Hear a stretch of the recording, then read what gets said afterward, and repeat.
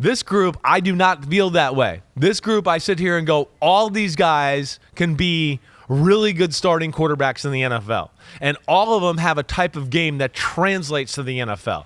So that's where it made it hard, especially 3, 4, and 5, as we'll get to, that was really close, right? They're all good.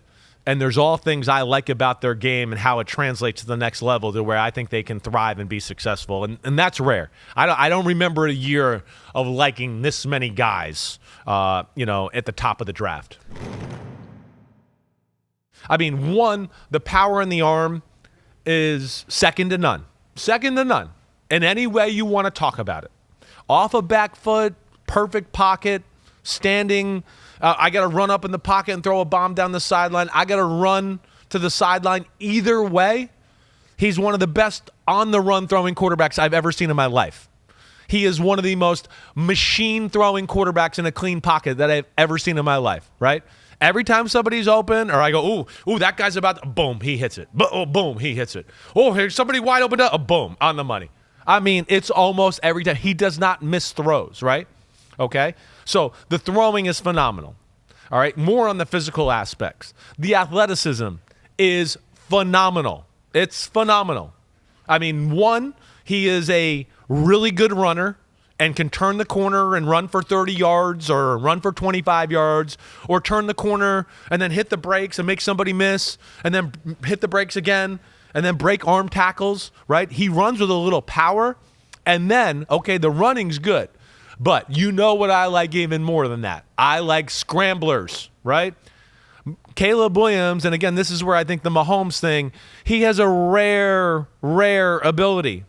He's definitely the greatest or one of the greatest scrambling quarterbacks I've ever seen come out at this point in college football. This is a guy that has, let me just make sure everybody hears this.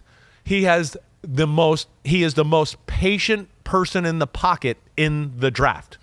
And he is also the best within moving in the pocket, and he's mechanically the best within moving in the pocket and staying in throwing positions.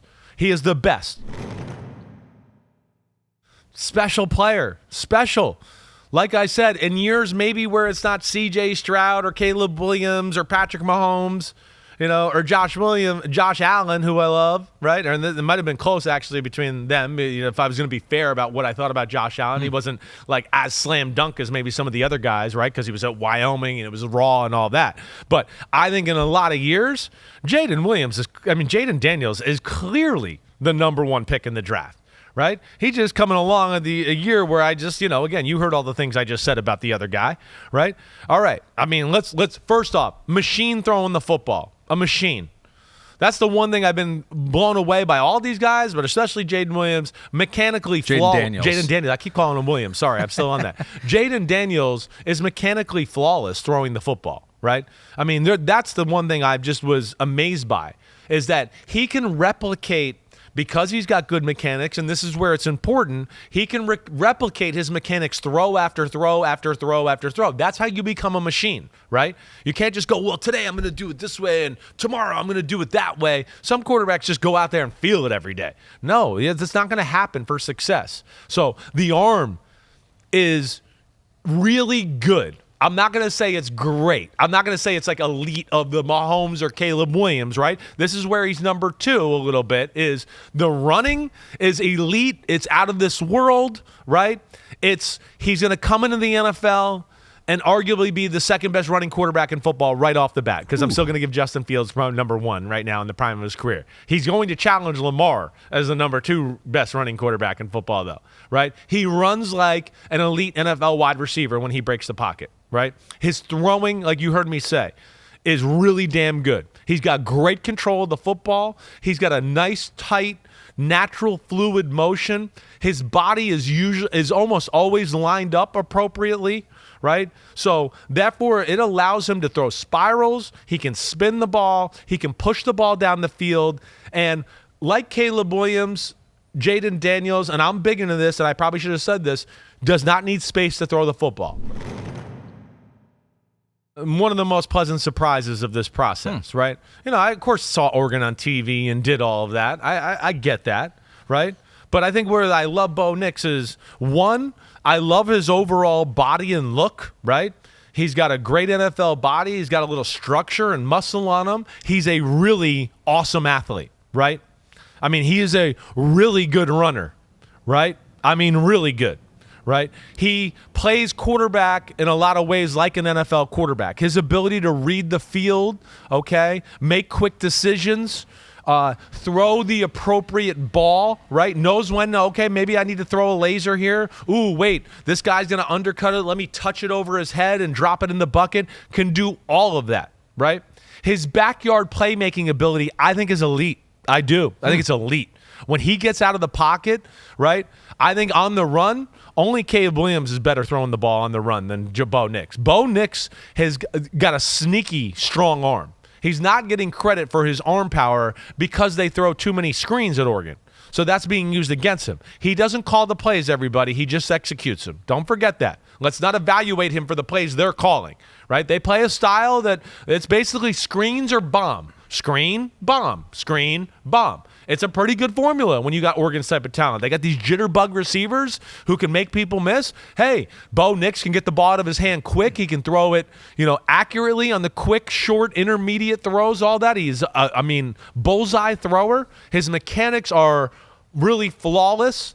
I think as a pure thrower, his mechanics in a clean pocket, they rival Caleb Williams as far as the things you do the right way. His body's front shoulder turn, balance on his feet is pretty perfect all of the time, right? So that's where I love Bo Nix. Let me just say this too. Sean Payton is going to draft Bo Nix if he's there at number 13. I'm just going to throw that out there. I sat there and watched it and went, oh my gosh, Sean Payton's going to love Bo Nix. He's going to love him. He might have to trade up to get him. I don't know. I don't know if he'll be there at 13. Yeah, seeing him in person, right? Seeing the way the ball spins, seeing the way he can push the ball effortlessly down the football field is damn special. And, of course, he's tough to hang in the pocket and take a shot, right? But within that would be one of my concerns a little. Yeah. He's got probably, one of the more frail bodies in this, and it's one where I'm not sure it'll ever get real thick with the way his legs look, right, and or anything like that. So I'm not sure with that, right? And you're not going to get a lot of outside the pocket type of plays with Michael Penix. You're not. You're not going to get, he made this guy miss and ran out, to the right side like Caleb Williams or Bo Nix and now makes a magical play. No, you're not. But you're going to get a lot of in the pocket, whoa, what a throw. Ooh, how did he see that about to come open? Damn. He'll run like a slot out and up or a few times, or even like, oh, wait, nobody's open, right? And now it becomes like scramble drill, even though he's not scrambling. He's just like, oh, gosh, nobody's open. I'm moving in the pocket. And he'll make some throws where you're like, are you kidding me? Like, he saw that guy was about to break that way, and he threw the ball before the guy broke and did it, and he put it right on the money. There's shit like that where you just go, damn, that's special instincts and feel right there. He has different arm angles. J.J. McCarthy can throw the ball sidearm. He can slide and still hit an in-cut and throw it sidearm between a gap between the guard and the tackle and do all of that. Totally natural, smooth, fluid motion with, like, very good power in his arm. He does not get enough credit for how powerful his arm is. 61 miles an hour at the Combine. Thank you. That was one of the coolest things of the Combine weekend. That'll squash that shit. Let alone if you watch film again, right? I mean, again, Michigan wasn't a dink and dunk throwing the football offense, right? They might have not thrown it for a while, but when they did throw it, they were like, hey, there goes Roman Wilson, 25 yards across the field. Hey, there's the tight end down the middle. Throw a strike on a 20-yard post route, right? There's Cornelius Johnson going down the sideline on a 20-yard outright. Hit him, right? Does it effortlessly. Let alone the mechanics are really good. He's got great feet to pop and move and make people miss and slide and do all that. Certainly can run. I don't think he's as fast as Caleb or Bo Nix. We know nobody's as fast as Jayden Daniels, right? But it's right there off the edge of Caleb and Bo Nix. They don't blow him away in that category, right? So that is all special. Throws perfect spirals. I think there's potential here. That's where it's tough. Right? It is. There's some things that I go, yes, but I don't think it's anywhere near right around the corner. This would be like, hey, he needs to sit on the bench a little bit. He needs to work on some real mechanical issues that he has, right? Going through reads, I don't think he's in the same class as the guys we've talked about, and I mean all of them. I think they all go through it and do it quicker. In the pocket, he is the worst in the pocket. The worst, right? I think there was a thing out there of like Drake Maye's not athletic enough, right? And I saw Tim Hasselback wrote or said something when I was watching on ESPN one day, and he's just going, that's ridiculous to say that. It is ridiculous to say that. I mean, the guy's got 70-yard touchdown runs in college football. He's a good athlete. Where he's a less than athlete for me is the hopping around the pocket thing, right? The feet are not even in the same class as the other guys. To move around, boom, boom, slide and find a place, right? And then let alone with that, he loses his base a lot. He goes Dorothy, no place like home, and taps his slippers too much. And even when the pocket's clean or even when he's moving. And that leads to more moving parts when you throw the football, right? So there's those issues. The throwing's not up to par, period. It's not consistent enough, period. Right? The pocket feel's not good enough, period, right? Right? There's mechanical flaws, period, right? His eyes can be everywhere at times, right? He had plays where I was like, he looked to the left, he looked to the right, he looked back to the left. It's funny. Yeah, it's funny you say that because it was like I wrote that down. It almost looked like he was going first read, second read, then back to the first read. It was like frantic moments. There's in the a lot pocket. of that. To which again, I don't know, and I don't know how he was coached or whatever else, but when I see stuff like that, I know I've been in that situation, and that usually means like, wait, I don't know if I'm protected, right? Or, wait, I can't remember the rules of this play and where the hell I should be at, right? And then those are things, again, it needs to be worked on, right? And, and out of all that, like I said, the space he needs, he has the slowest release of all these quarterbacks that we talked about, right? He does not see the field as well as all these other guys that we talked about. And that's why he's number 6. Yo, homies, what's up? I know it's the offseason, but it's never the offseason on Chris Simms Unbuttoned. Me and Ahmed Fareed are going to be here for it all. We got free agency. We're going to break it all down.